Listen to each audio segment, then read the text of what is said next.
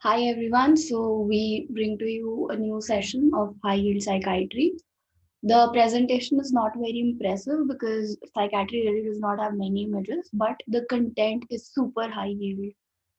So let's begin. This is a question that came in NEET. It asks you the meaning of various things like a hypnogram. It will plot stages of sleep against time. EEG will record the electrical activity of brain surface. Polysomnography, its name has poly, it is a multi-parametric test, and it is also the gold standard test for sleep assessment. So you will have all those things like BP, respiratory rate, and all that, and polysomnography, along with the ones I've written already. Epworth's sleep assessment scale is a questionnaire to quantify daytime sleepiness. Now they have often asked this in the PGI exam, and they can ask it again. What are the broad classification of various disorders? So a person who has an illusion or who is hallucinating is basically has a defect in their perception. And a person who has a delusion is a false belief. A false belief is a content of your thinking.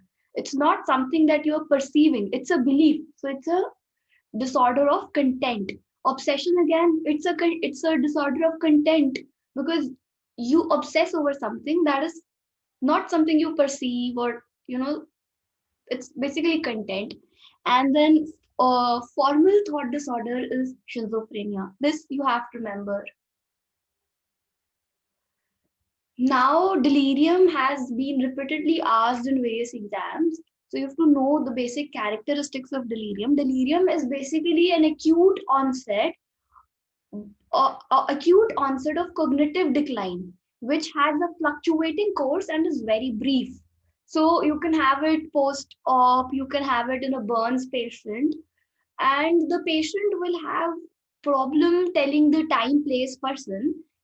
Once in an exam they'd ask the order in which time place, like the time place person's perception reappears. So the order is, first of all, the person will start recognizing people, and then the place, and then he or she will be able to tell the time. And in delirium you have diffuse slowing of EEG, except if the delirium is due to alcohol or due to any sedative withdrawal. You can use MMSE for assessment of delirium. Now, two, three other points that I've written, that it can have bizarre or non-bizarre false beliefs, and confusion assessment scale is used for its detection. See, MMSE you can use, but what should be used is confusion assessment scale. Now, this also has been asked a couple of times. Even if you don't remember the defense mechanisms in all disorders, it does not matter. But do remember the one for OCD. The mnemonic is Duri, displacement, undoing, isolation of affect, and reaction formation. Now, obsession of contamination is the most common pattern, and pathological doubt is the second. Pathological doubt is where a person doubts his or her spouse. Hoarding has poor response with exposure and response prevention. So basically, in OCD, what you do is exposure and response prevention. But hoarding is the type in which you will directly start with the drugs, that is SSRI. You cannot go for the various therapies like exposure and response prevention. Now, there are two ways in which you can relive a painful past experience.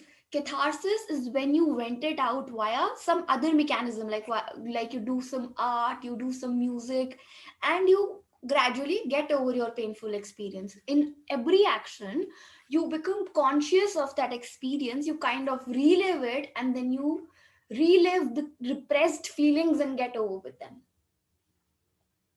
Components of personality, I was very surprised when I saw it in an exam. It was asked in PGI this year.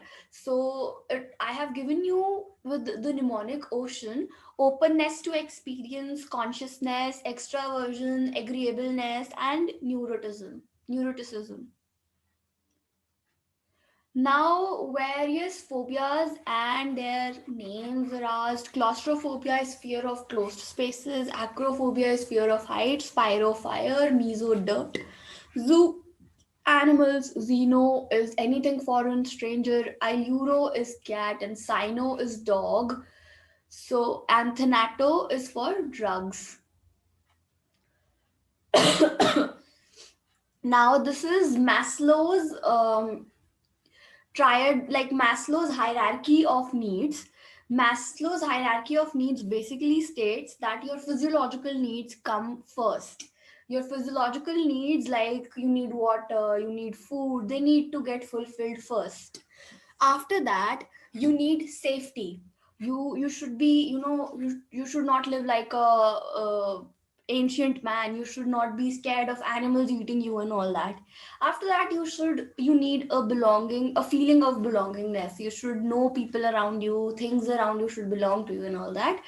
Next is self esteem. You should have a sense of accomplishment and self actualization. You should know what you do, why you do. You should know yourself in and out, basically. So, this is Maslow's hierarchy of needs, and it was asked once in AIMS.